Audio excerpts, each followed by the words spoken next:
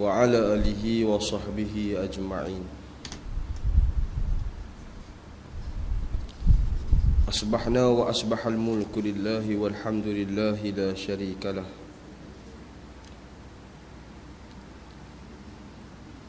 لا إله إلا هو وإليه المصير. أصبحنا على فطرة الإسلام وكلمة الإخلاص وعلى دين نبينا محمد صلى الله عليه وسلم وعلى ملة أبينا إبراهيم حنيفا وما كان من المشركين.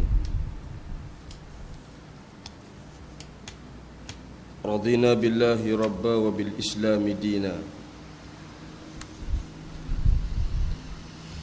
وبمحمد نبيا ورسولا.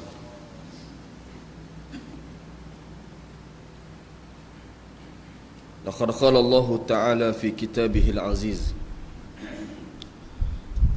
بعد أن أعوذ بالله من الشيطان الرجيم إن الشرك لظلم عظيم صدق الله العظيم. Allah Subhanahu wa ta'ala berfirman yang bermaksud sesungguhnya syirik itu merupakan suatu kezaliman yang besar. Tuan-tuan dan puan-puan muslimin dan muslimat, mudah-mudahan kita sama-sama diberkati dan dirahmati oleh Allah Subhanahu wa ta'ala. Pertama dan buat selamanya, marilah sama-sama kita merafakkan, mengucapkan setinggi-tinggi rasa syukur kita pada Allah Subhanahu wa ta'ala, kerana alhamdulillah di atas taufik dan hidayah daripada Allah dapat sama-sama kita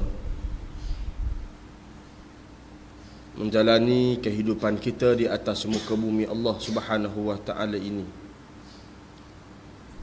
dengan kita berusaha untuk meningkatkan keimanan dan ketakwaan kita kepada Allah.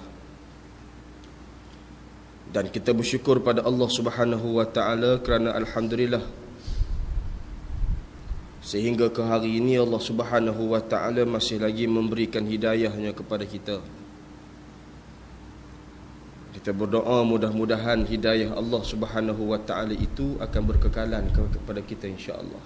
Ini bermakna bulan Zulkaidah ni antara bulan yang sunnah Nabi sallallahu alaihi wasallam keluar daripada rumah dia, daripada tempat tinggalnya di Madinah,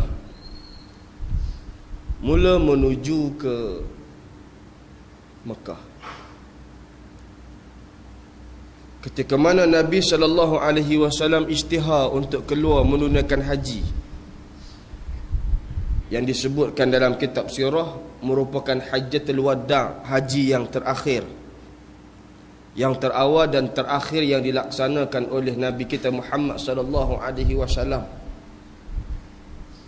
Maka pada waktu itu tuan-tuan sekalian, ramai di kalangan masyarakat ketika itu, terutamanya orang-orang yang beriman, ingin sekali untuk berada di bawah pimpinan Nabi sallallahu alaihi wasallam. Ini kerana di zaman dulu pun hasil sakibaki agama terdahulu yang telah diselewengkan oleh sesetengah di kalangan agamawan Arab ketika dahulu, ada ibadah yang disebutkan sebagai ibadah haji, sakibaki agama dulu. Yang ibadah haji tersebut yang asalnya peninggalan agama-agama Simawi, agama-agama langit yang Allah turunkan kepada nabi-nabi terdahulu, tetapi berjaya telah diselewengkan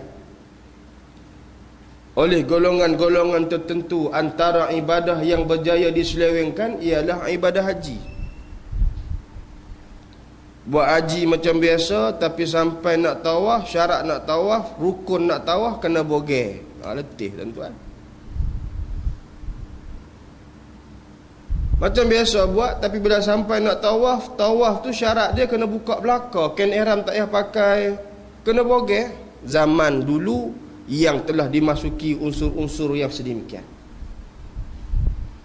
Maka apabila Nabi SAW menyatakan ingin untuk menunaikan haji, maka ramai yang nak ikut Nabi dan nak mengetahui kaedah yang telah ditunjukkan oleh Islam berdasarkan apa yang akan Nabi laksanakan. Maka ramai di kalangan manusia ketika itu mengikuti Nabi menunaikan hajjatul wada', menunaikan haji terakhir yang dilakukan dan dilaksanakan oleh Nabi kita Muhammad sallallahu alaihi wasallam. Maka Nabi keluar daripada bulan Zulkaidah untuk menunaikan haji, seperti mana kita lihat sebahagian di kalangan kita pada hari ini pun begitu. Yang mereka keluar dipilih oleh Allah untuk menjadi tetamu Allah di Baitullahil Haram. Mungkin sebahagian kita tidak terpilih, dan mungkin sebahagian kita terpilih. Tapi dua-dua kelompok ini boleh mengambil iktibar, boleh mengambil pengajaran daripada rukun-rukun haji yang ada, yang sepatutnya menginsafkan kita semua.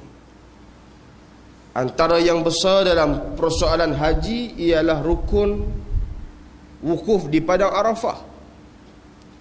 Sebahagian para ulama menyebutkan wukuf di Padang Arafah ni merupakan Padang Mahsyar. Anak kita nak masuk Darjah 1, dia masuk sekolah, tuan-tuan. Dia masuk sekolah. Macam pasti tu sekolah. Ni Padang Mahsyar. Sebelum masuk Padang Mahsyar yang betul, dia, sebahagian para ulama sebut, ialah wukuf di Padang Arafah. Di Padang Arafah Allah Subhanahu wa taala kumpul semua manusia, tidak kira apa latar belakang dia, tidak kira apa kedudukan dia, tidak kira apa pengaruh dia, dihimpunkan dalam satu warna yang sama, iaitulah berihramkan dengan kain ihram yang sama kualitinya, yang sama nilainya seperti mana orang kebanyakan pakai. Ini yang nak ditunjukkan oleh Allah Subhanahu wa taala untuk mengingatkan kepada manusia betapa kerdilnya manusia. Dari sudut duniawi mungkin dia manusia yang hebat, tetapi dari sudut ukhrawi, di sisi Allah Subhanahu wa taala, duniawi itu tidak mampu untuk memberikan kelebihan kepada dia, melainkanlah duniawi itu dia isi dengan ketakwaan kepada Allah Subhanahu wa taala. Sebab itu haji sepatutnya memberikan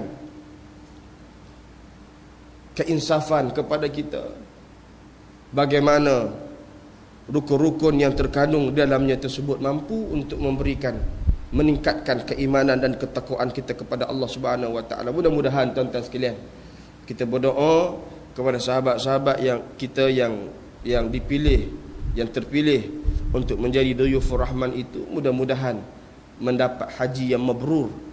Kerana haji yang mabrur ni, sebagaimana yang disabdakan oleh Nabi SAW, tiada pahala yang lebih layak diterima melainkanlah syurga daripada Allah Subhanahu wa taala. Mudah-mudahan tuan-tuan sekalian mereka mendapat haji yang mabrur insya-Allah. Tuan-tuan sekalian, insya-Allah pada pagi ni saya berhajat untuk nak menyambung pengajian kita menggunakan kitab Muqaddimah Aqidah Muslimin. Sebenarnya tak banyak dah, beberapa muka surat, beberapa tajuk lagi yang akan kita bincangkan. Kalau tuan-tuan masih ingat pada bulan-bulan lepas yang saya terpaksa terlepas beberapa pengajian kita, tapi nak sebutnya, pada beberapa bulan lepas kita telah membincangkan tentang persoalan-persoalan yang berhubung dengan perkara yang boleh membatalkan akidah. Dikemukakan oleh pengarang mengemukakan beberapa kriteria, beberapa perkara yang lazimnya kita buat tapi kita tak perasan.